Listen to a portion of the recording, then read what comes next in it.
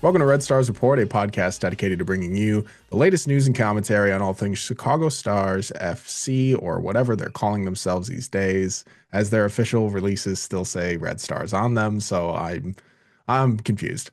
Anyway, I'm your host LT, And I'm your co-host, Liz. and as promised, it's midfield review week.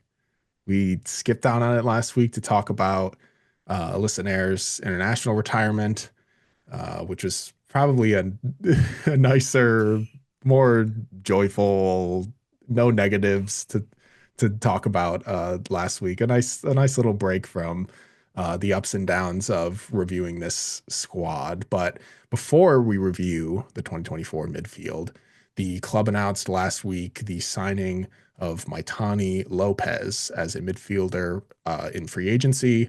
Lopez is a Spanish international who most recently played for Gotham FC, won the NWSL championship with them in 2023. I think it's a boost in competition in the midfield for sure. She's great in the defensive half of the field, kind of average, below average in the attacking half, which is sort of, feels like what we kind of already have, but we're losing a couple of midfielders possibly with that kind of playing style anyway. So she'll sort of fill in that slot. Good signing, a well liked player around the league, can play center back as well. So, you know, what do you think, Liz? I like the signing. I think that it shows that we're being proactive. It's one of the first signings in any of the free agency across all the teams. So from what I know of my Tani Lopez, I've seen some goals. There are some goals that exist out there when she was with Gotham. And as you said, a defensive player fits right in with that's kind of our MO. So we're obviously going for more defensive players.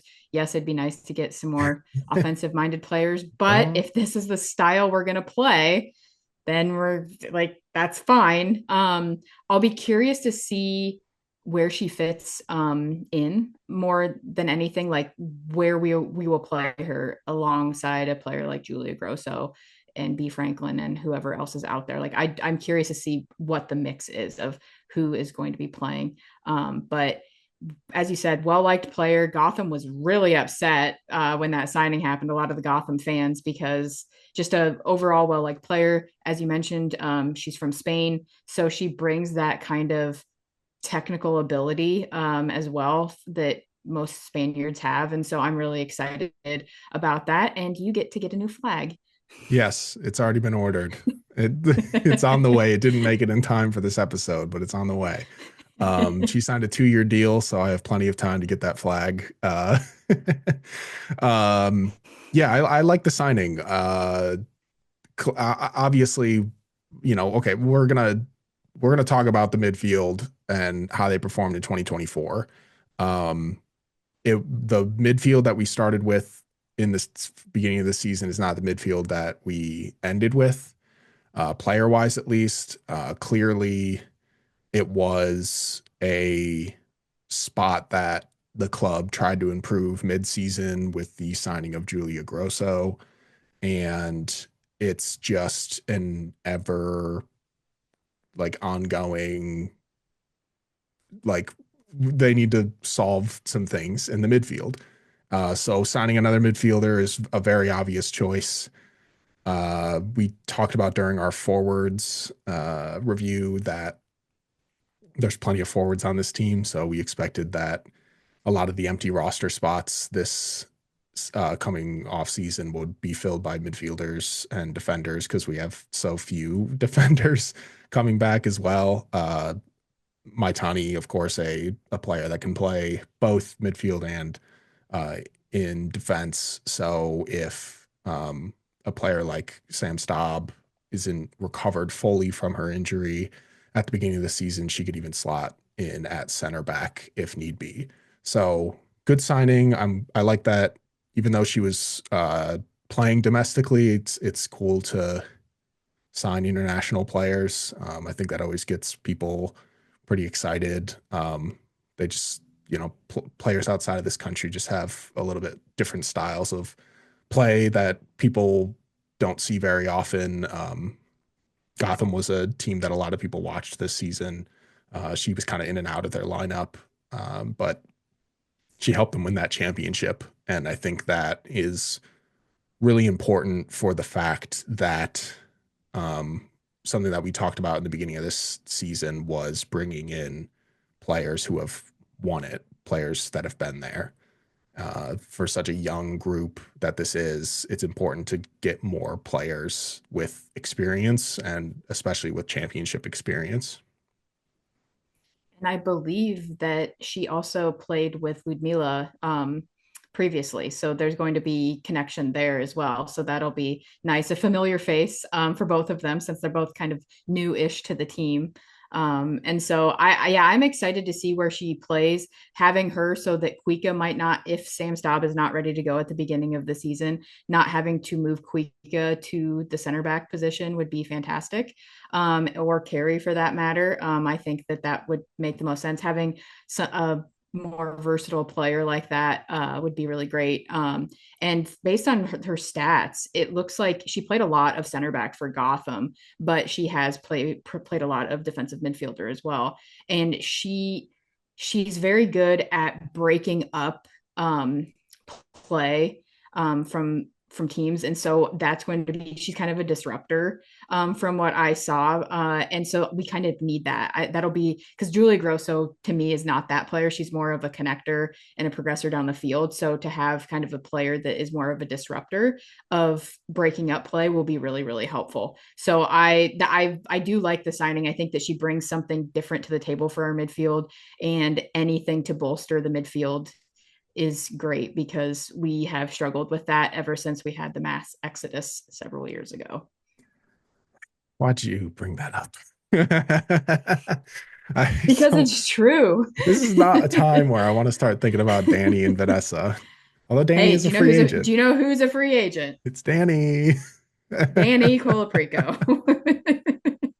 Come on back to Chicago, Danny. I know you probably don't want to, but it would be I mean, fun. San Diego's not that great. They didn't even make the playoffs, so And Chicago's a different club now. exactly, Yeah, exactly. we'll save that for a later episode, but um yeah, so the at the beginning of the season, the club's midfield, they play in this like double pivot, double six, whatever you want to call it. Their midfield consisted of Carrie Riccaro and Julia Bianchi. Julia Bianchi ended up losing her starting spot to Leilani Nesbith, and then Leilani Nesbith lost her starting spot to B. Franklin. And then uh, Carrier Caro started playing at center back. Julia Grosso came in, started playing next to B, and that's sort of where the midfield ended up. Was a starting rotation of Julia Grosso and B. Franklin with like very, very late substitutions of either Leilani Nesbith or Julia Bianchi near the end of the season. So a completely different look from the beginning to the end. A lot of rotation of players, a lot of figuring things out. I if you told me on draft night that B. Franklin would be the starting midfielder for the playoff game in Orlando, I probably wouldn't have believed you. I also wouldn't have believed you that we would have signed Julia Grosso. So the things change quickly. People exceed expectations. Not to say that B was the best midfielder rookie that we've ever seen. I just think she performed a little better than what was sort of expected of her coming out of college. But overall, the team clearly needed something uh, in the middle of the season. That's why they signed Grosso. So beginning of the season to the end of the season, completely different look.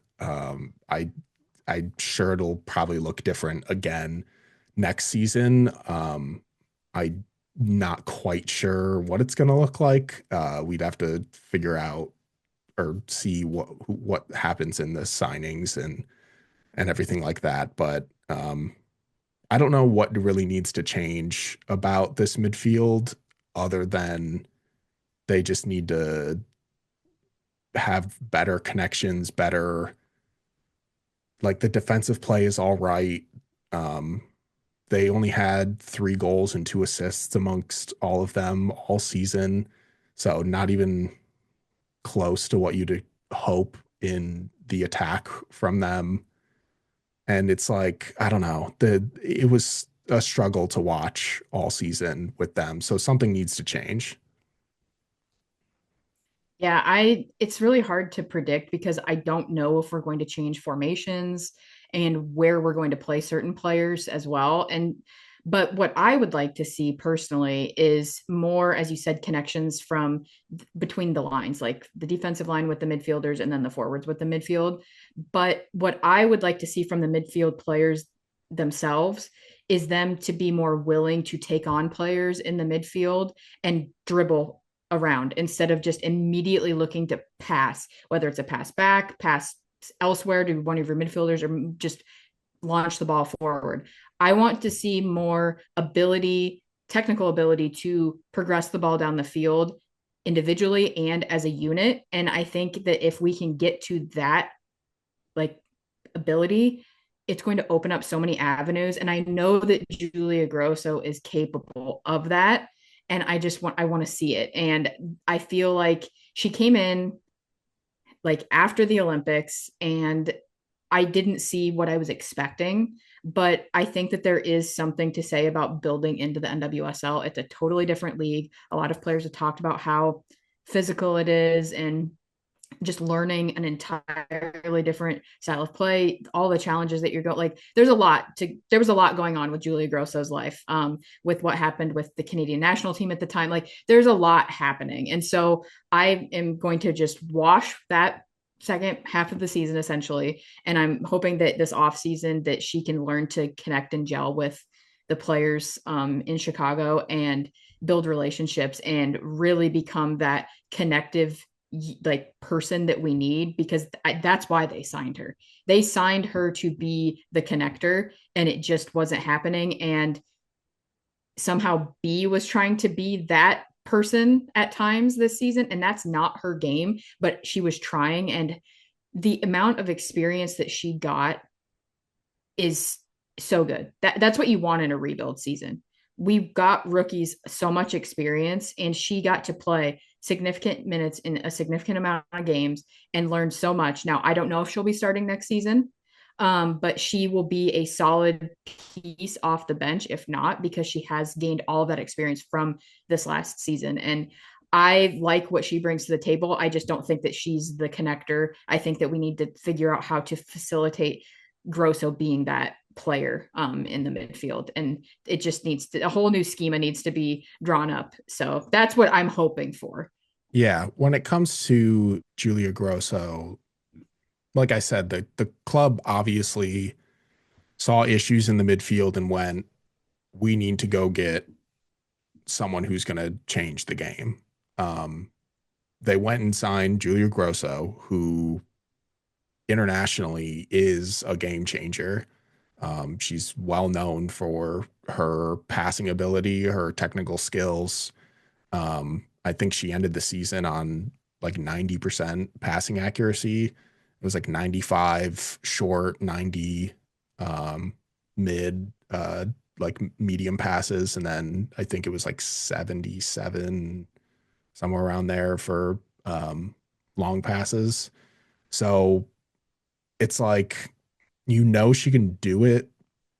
But I think coming into this league and that team in the middle of a season, not even in the middle of a season, like she only played 10 matches plus the playoff game, so 11. And like you come in at that time as this figure that's supposed to be like the savior of the midfield, and is supposed to like elevate the the club. And I think that was a lot to put on her.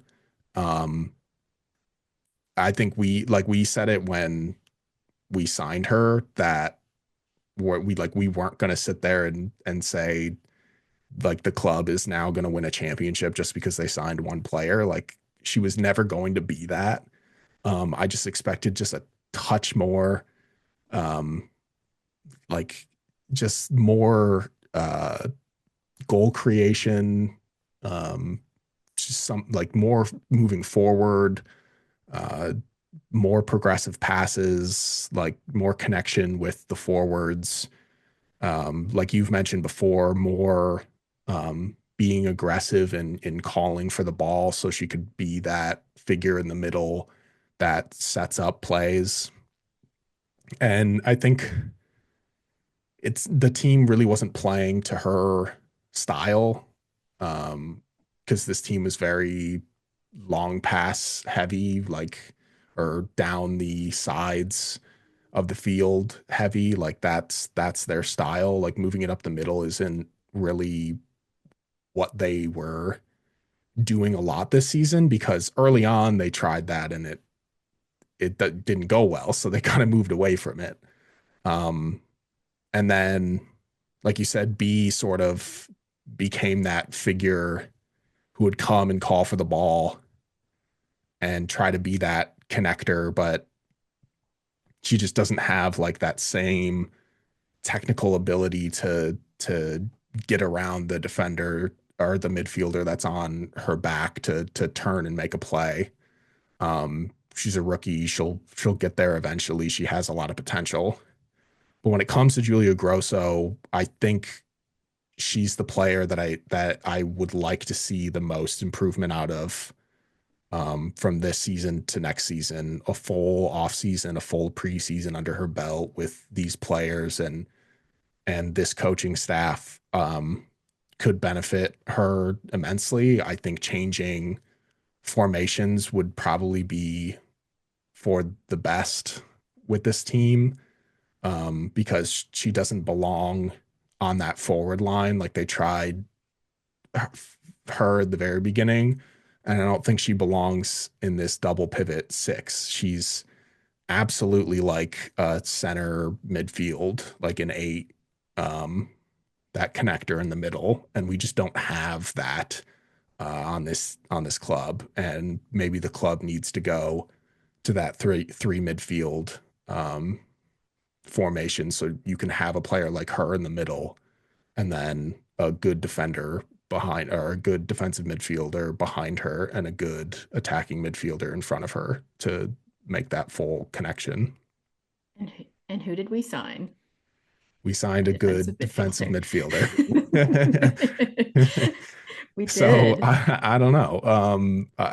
Yeah, I think a good formation change would benefit her greatly. A good style of play change would benefit her greatly, but it's just not foreseeable when or if that change will ever come. So she could be the same next season as she was this season, maybe a little bit of improvement, or she could be one of the best players on the team or even one of the best midfielders in the league if they just get it right with her. I just think that if you're going to sign a player like Julie Grosso and it doesn't fit what you're doing, you have to change. You can't expect a player like Julia Grosso to then adapt. That's not how that works. You adapt whatever you're doing to fit that player. And I'm hoping that Lauren is capable of that, and being aware. And I get doing that mid-season is tough given all of the situations that were happening. So I'm hoping in the off season adjustments will be made and we can see what is going to happen with that. But I do believe I agree with what you said that everybody kind of was thinking, oh gosh, we signed Julia Grosso. She kind of got the maltreatment of she's going to save the team. She's going to Yeah. save the midfield and we're just going to jam the ball through and this is what's going to happen. And it just was not, there were glimpses of greatness, but there weren't enough, in my opinion, for me to be like, okay, this is going to be great.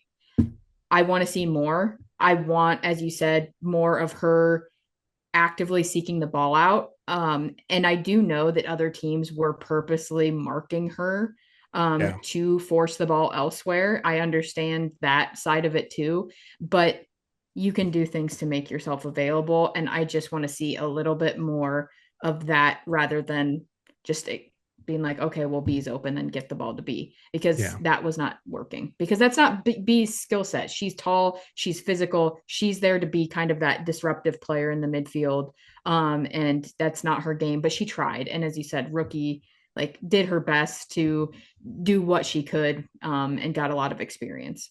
Yeah, and both Julia Grosso and B we've spoken about before, where we would see those moments where um they were a nice change of pace in the looking where to go with the ball before receiving it or before passing it. Um, the majority of the time they were definitely thinking ahead, and that was something that was nice to see, a nice change when those two were starting. I even brought up before, like one of those moments where the ball was just like skied in the air, and Julia Grosso tracked it and then looked down, and then she was like looking left, looking right, trying to figure out where it was going to go before she brought it down. Like other players just stare at the ball until it falls to their feet and they can just smack it wherever to clear it or something. So it's like you can see those moments where a player like her and a player like B can develop, and you just hope that they can do it to help improve this club.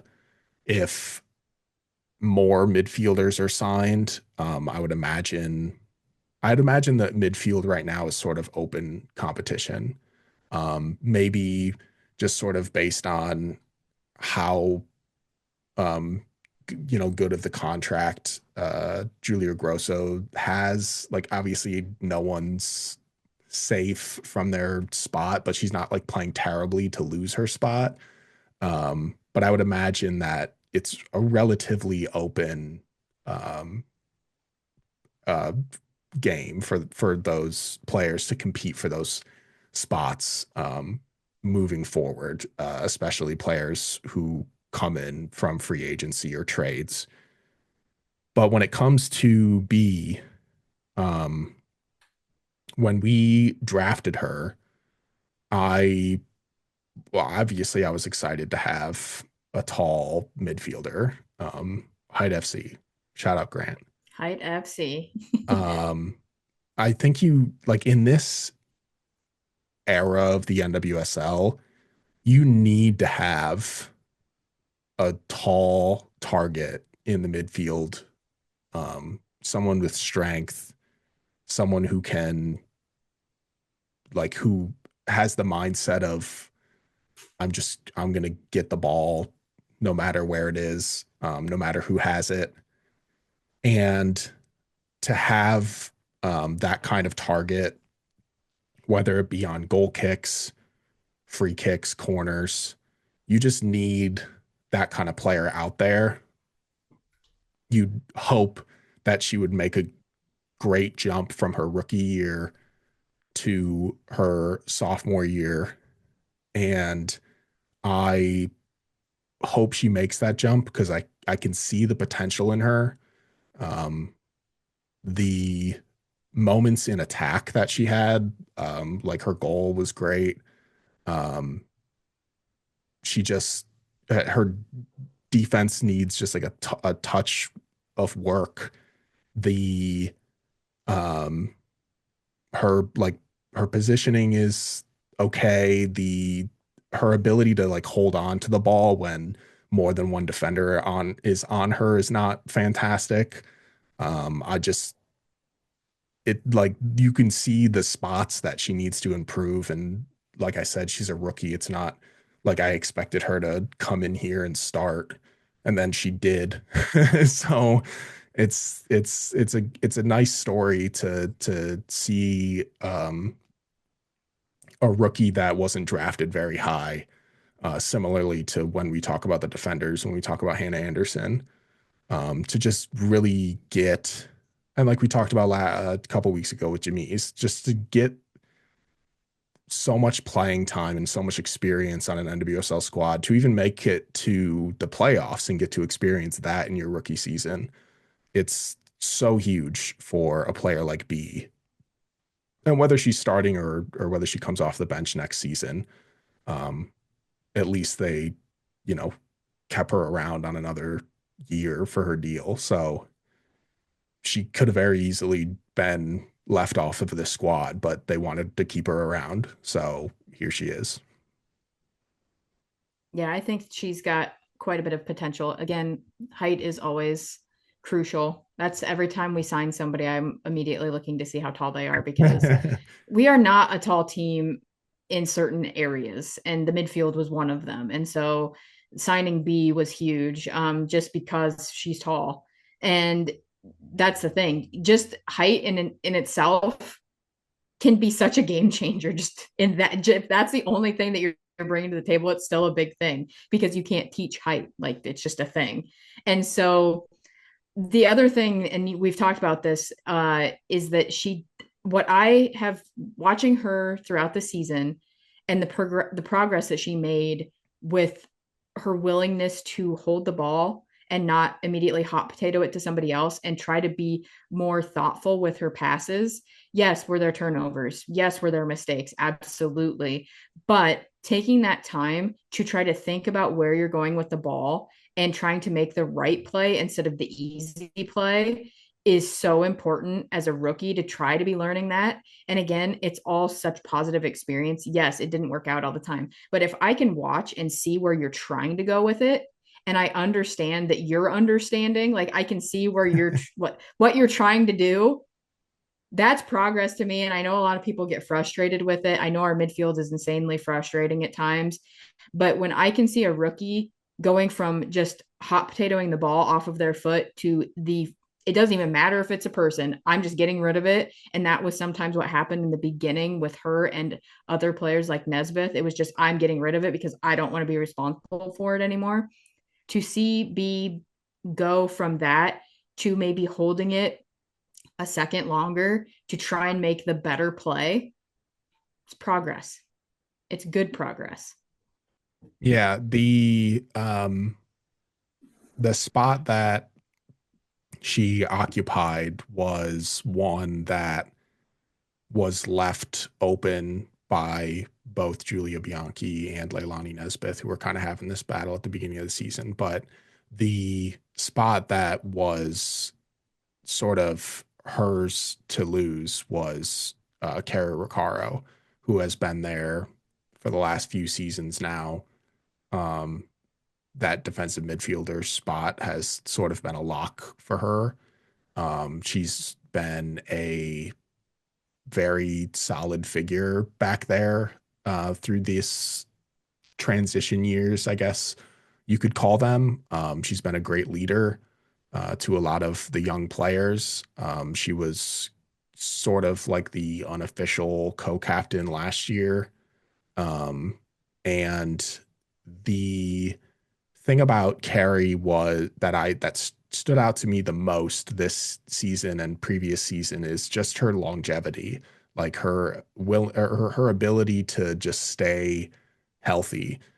She played in all 26 matches plus the playoff match. Like the midfield for years in Chicago was one of uh strife, if you want to call it that. The players were injured a lot. Ertz was injured a lot. Danny was injured a lot. Vanessa was injured a lot.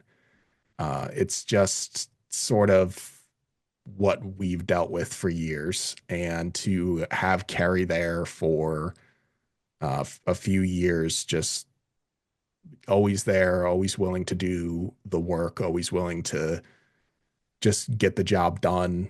And then for her to make this step into another direction of being the center back when Sam Staub was no longer able to play was just another show of her leadership and her willingness to do whatever it takes to sort of help the team.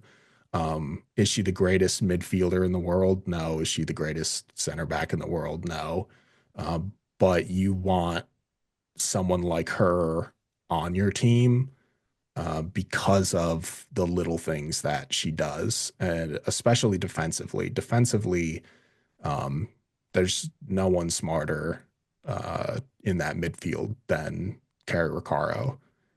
Uh, I was just, you can see players who used to be defenders who are now midfielders. You can just see that they operate differently in that midfield than other players. Um, and she was one of them. She just you could see the natural progression from her going and playing as center back to being a midfielder these last several years, both with Angel City and with Chicago, and then transitioning back into that center back role for the last several matches of the season. Um, Overall, I think she had an okay year. Um, I don't think it was the best year of her career, but with the way this midfield is and the way this team is set up, I would not say that any of them were set up for success. But I'm looking forward to seeing what they do with her moving forward. I would imagine she's obviously at the top of that battle for a midfield spot. I don't think they'll play her at center back next season unless it's absolutely necessary. The club has several players who can play center back now, who will be eventually healthy, and so just overall, I think it was a decent season for Carey, but it could have been better, just like any of the other midfielders.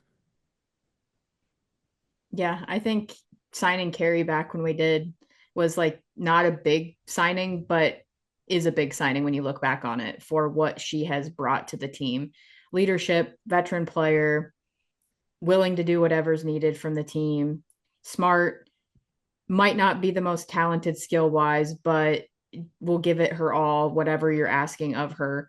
Is always there to help the younger players learn. I'm sure that B. Franklin has wonderful things to say about Carrie Recaro and all of the help that she's given her. And yeah, playing midfield in Chicago in the system that they play in is not easy because you're being asked to do 900 things. Like you have to defend first and foremost, and you're almost like on the back line playing defense, but then you're also trying to progress the ball forward when there's acres of space because you're playing so far back. And it's hard. It's very, very hard given the system that they're playing in. And I don't fault the players. I just hope that we can make some changes given some of these signings to help the midfield be more productive because I think that they're capable of being more productive. Um, and I think ask because there were numerous times this last season where Carrie was pretty much playing as a fifth backline player. And I mean she's good at it and she's doing what is needed, but I that's what the struggle is that she's doing that and then we struggle at getting the ball more offensive because we're playing so far back. And again, it's not her fault. That is what she's being asked to do. So it's just a struggle and I'm sure that it's a mental game for the players as well. That this is what's being asked, but we want to score goals, so we want to do this. But yeah, Carrie Recaro to me is it has been such a fantastic signing just because of the what she brings to the team. As you said, it's the small things that she does and even some of like the intangibles that she has, like her experience and just some of that leadership skill is so important, especially in a midfield that struggles to have a player like that to kind of lean on, especially with these younger players, is so important. I think when they traded for her, um, I I saw like I obviously like I looked at her highlights, I looked at her statistics, whatever. Obviously it was great to see her have championships under her belt, which was is always like of importance to me. I think having winners on your team is always a good thing. So that was important. But the thing that stuck out to me the most when they traded for Carrie was that she asked to be traded to Chicago. And in a time that was so challenging, and so like the future was so bleak, for this franchise, didn't know who it was going to be sold to, didn't know um, how many players were going to be leaving, didn't know what the fan experience was going to be, didn't know how the players were going to be treated, after the many things that happened with the way that players were treated before. It sort of looked like Chicago was heading in a direction that there was no way that anybody would want to play here. And that following season, to hear that Cary Roccaro asked to come to Chicago was, I think, a huge, like, uplifting moment for this club, because it meant that even with all of the club's struggles and uncertain future, there were players out there who were willing to put in the work and willing to put in the time and effort, and go through the valleys that this club was about to go through, just to be a part of it and just to be around the players that were still there, and take whatever opportunity was given to them. So I think it was like, that's what stood out to me the most when I heard that from Carrie, that she wanted to be here, and if she wants to continue to be here, that's I'm all for it. I mean, come to Chicago. If you're a midfielder, you're probably going to get a shot. So Yeah, yeah, I don't blame. I definitely. mean, she probably saw opportunity. That's the thing. Like, not saying that she didn't have that at Angel City, but Chicago, if you look in the history books, has at times had the best midfield in the entire league. And I'm hoping one day to get back to that. You listed off several players that struggled with injury, but they all are just Hall of Fame to me, Red Stars. Morgan Gautrat as well.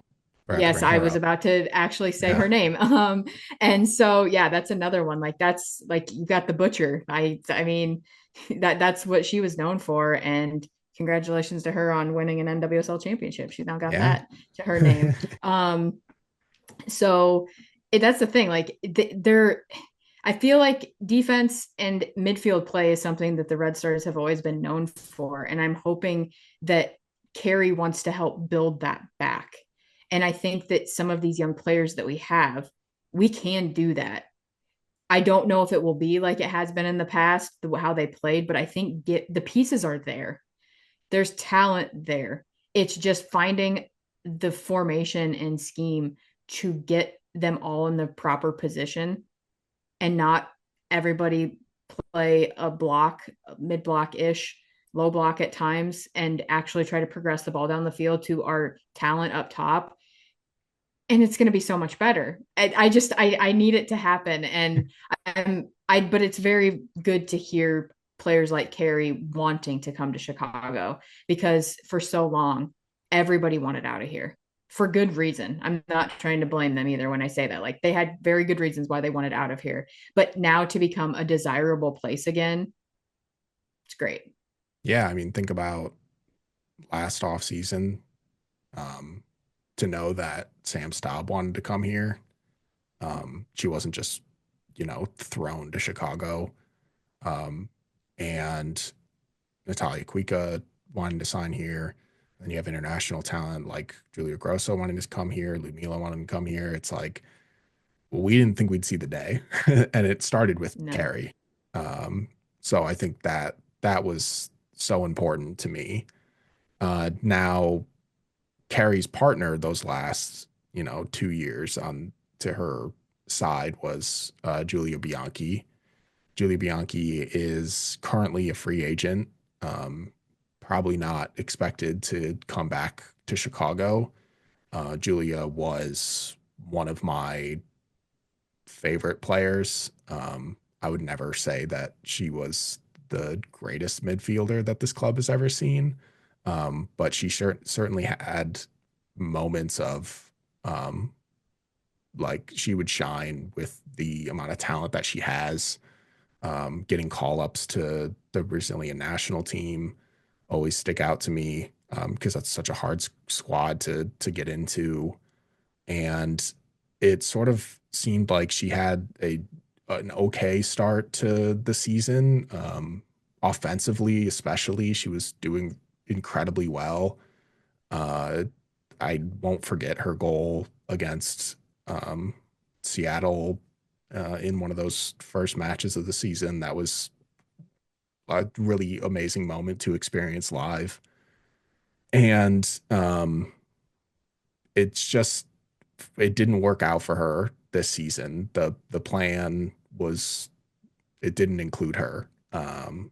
And she went from a starter to being subbed in sometimes uh, and getting replaced by a rookie in Leilani Nesbith. And then even when the job was lost by Leilani Nesbith, another rookie took over, and she just kept sitting down at the bottom of that bench. And she never really made it back into the squad. And whether or not that was just the new um, front office coming in and evaluating players and thinking, she's at the end of her deal. There's other talent out there that we can get under contract without having to wait out contract or trade players. So they just sort of let her contract run out. She could come back. We don't know. I haven't heard anything about whether or not she's going to come back, but she was a player for the last couple of years that I've really enjoyed watching. There's not a whole lot to say about her this season because she didn't play a whole lot. They tried her at forward a few times and it didn't work out. That's just not her style.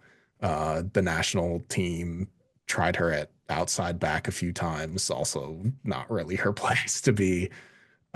She just she needs to find a home that knows how to utilize her for sure. But if this is the last time that we see Julia Bianchi, I think she was just I think a joy to have around the club. She's such a uh, fun person, fun player to watch, uh, and I'll miss her, and that jersey's gonna stay.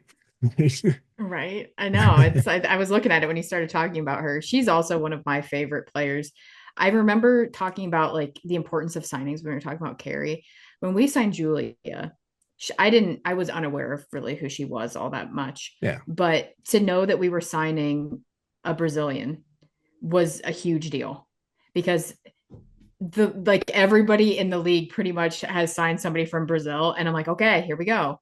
And to me, she brings what the Brazilian players always do. They have a little bit of flair, excellent touch on the ball. She was to me should have been taking our corner kicks when she was out Oh my there. I always was God, screaming yes. about that. Um, the longer like set pieces type play, service into the box, that sort of thing. I really wanted Julia when she was out there, and it never kind of happened. It was always somebody else. And I just feel like she was very underutilized and it's unfortunate. And as you said, and I absolutely agree, if she does not sign back with Chicago, I hope that she finds some place that will utilize her properly because she's a very good player. And I do truly believe she deserves to be on the Brazilian national team. And if she's not going to get minutes here, what in the system that we're playing, she's going to go elsewhere. And given how it kind of, as you said, the season went, it looks like Chicago's going in a different direction.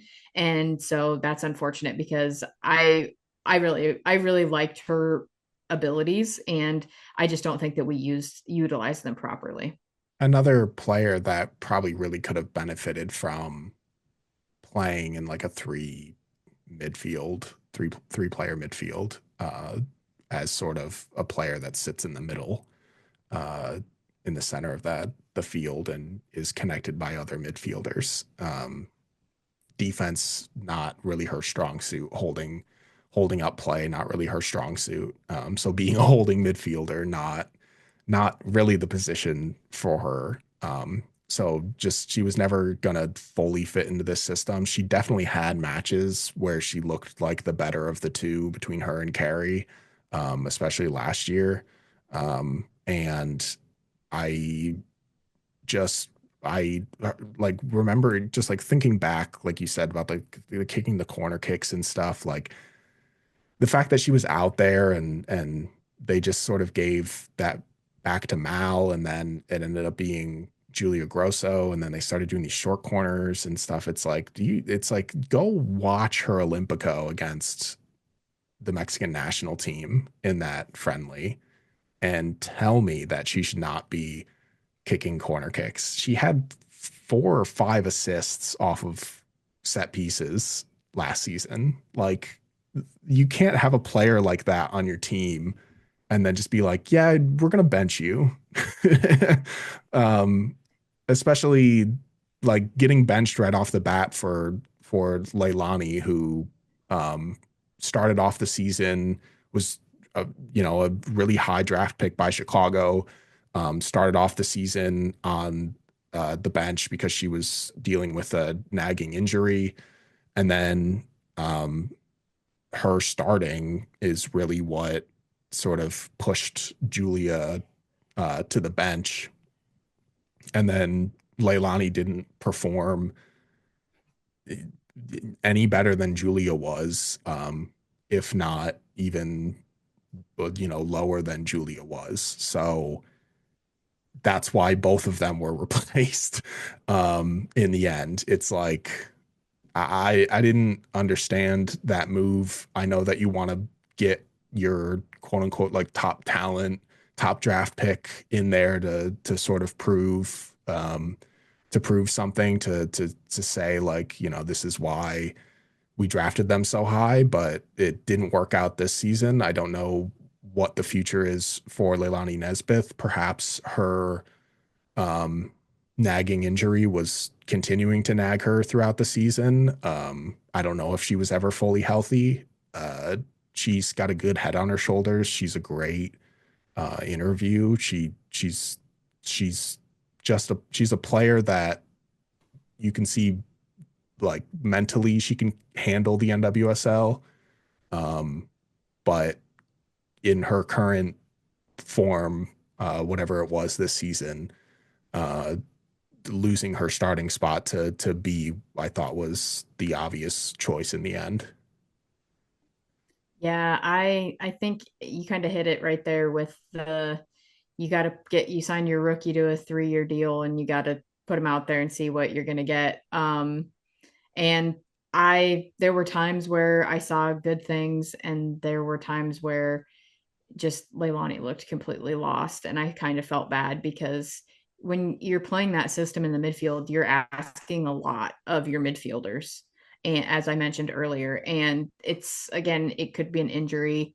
But if this is the system that Chicago is going to play moving forward, I don't know if she fits into the system for Chicago because I don't think that her skill set fits this type of plan, and that's not her fault. And so that's the thing. Like, it's not any player's fault if they are put into a like if they're drafted into a well, there's no draft anymore, but if she was drafted into the system, like you can't fix it. Like you can't like there's nothing that she can really do about it.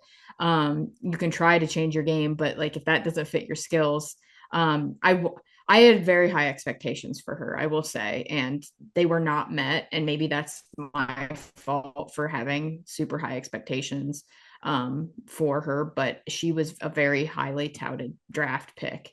Lots of talk. And I just like when we signed Julia Grosso, I had very high expectations there, and they were not met. And so I'm hoping another off season, coaching staff fully in, ownership fully in. We've got a rebrand, so let's reboot it and see what we get next season. And hopefully, everybody figures it out here in the midfield because they could. I think that there's talent there. I think that you can see it, but let's not play Nesbeth at outside back next season. Yeah, just another one of those players that it felt like almost every player on this squad was just sort of plucked and placed um, where a spot was needed. We saw it with Chardonnay Curran, another midfielder who um, usually plays outside midfielder, was playing outside back, was playing forward. Leilani Nesbitt played outside back. She played forward. Julia Bianchi, we mentioned, they threw her on the forward line. Uh, there's like players all over the pitch that they just, it was just like, let's try something to try to fit them in to our 11. And really, in reality, none of those position changes worked out. The We even saw it like with Cam Bagalski, a, a pretty good fullback. They played her at forward late in the season. Wasn't playing that great at forward. Halfway through the match, moved her back to fullback, and she was playing well because that's where she belongs. Like we could like this whole like plug and play um, the season was not benefiting the growth of any of the players, like Julia Grosso playing on the forward line before we put her into the actual midfield. It's like I don't know. The system I think is a little flawed. Uh, if it wasn't flawed, they would have won more matches. I think the talent is there to be a good team. They just need a full off season and one or two, you know, better signings or a couple of trades that could benefit the future of this midfield and the future of the other lines as well.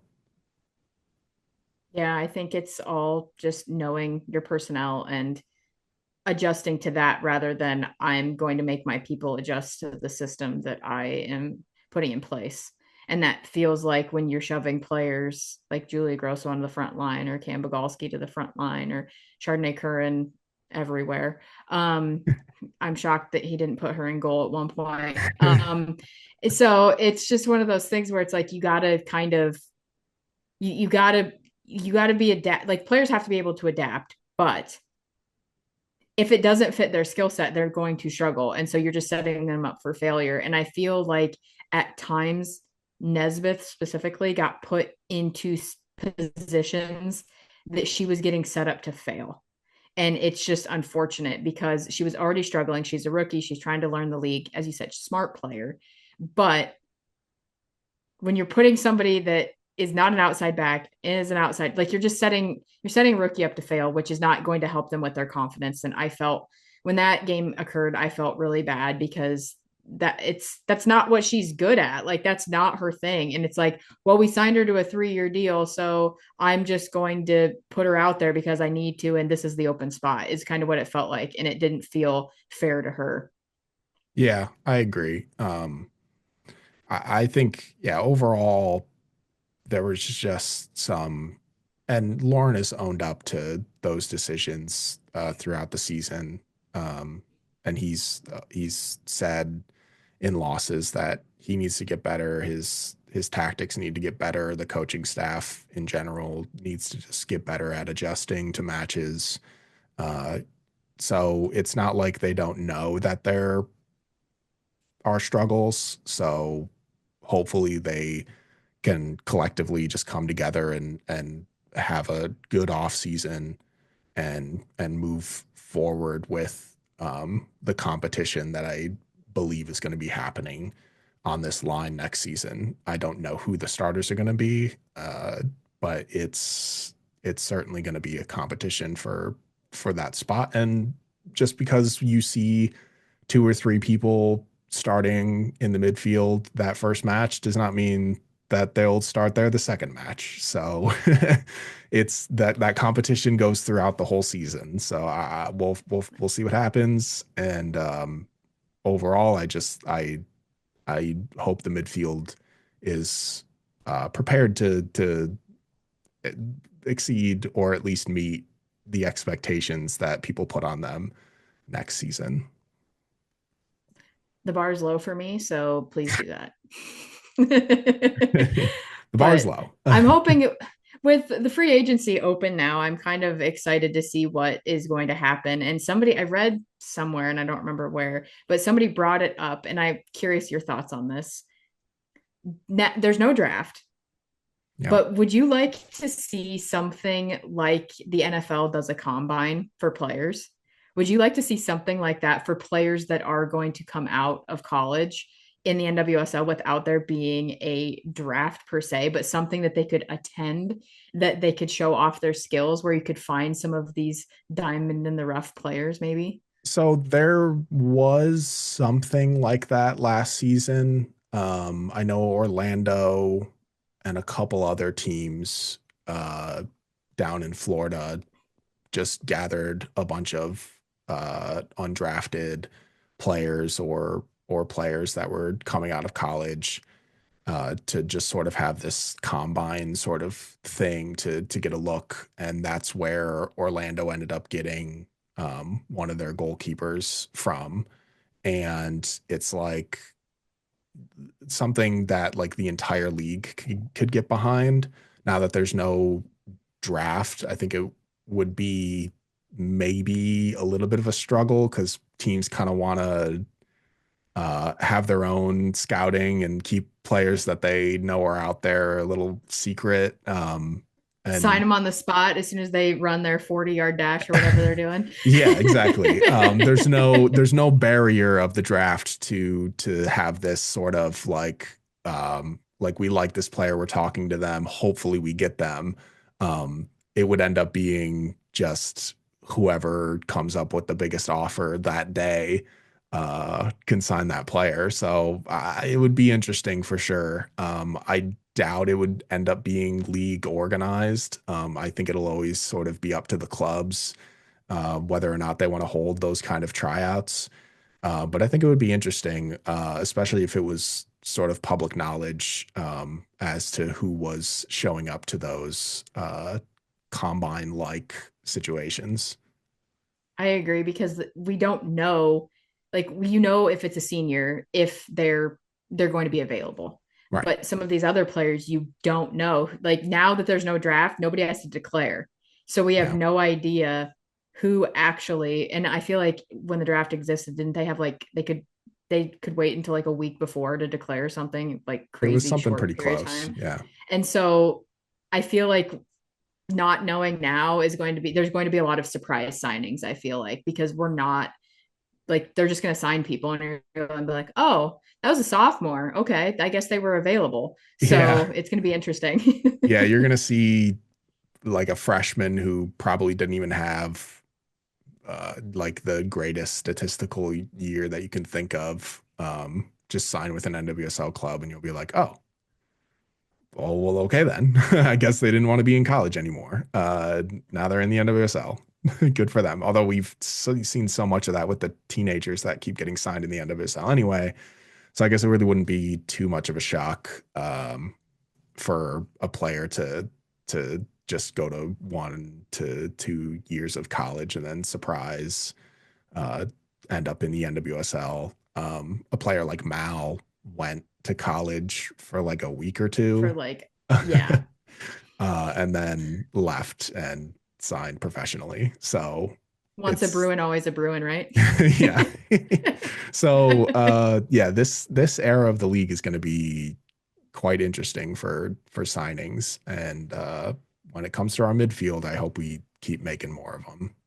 Well, I think you're also going to see more players that maybe got injured in their college seasons that would normally not like come out and declare, but be available. I think you're going to see more teams signing players like that because Or at least you talking to you them. can, yeah. Because like Yeah. Trinity Byers just signed, obviously with San Diego, tore ACL, but they signed her because hot commodity. So Yeah. I think you're going to see that sort of thing more often No one's than draft you would. capital is going to drop. Exactly. That's the words I was looking for. Yeah. Yeah. So yeah, with that, we'll wrap things up. Next week, we will be talking about The defenders, the community's And favorite our, position, our entire my team is favorite position. defenders. Hey, former defender here, former outside back. I hear you on that. Before we go, I did want to mention once again, this is the last week to vote for the Red Stars Report Community Player Awards. You can vote for those awards with the link in the description.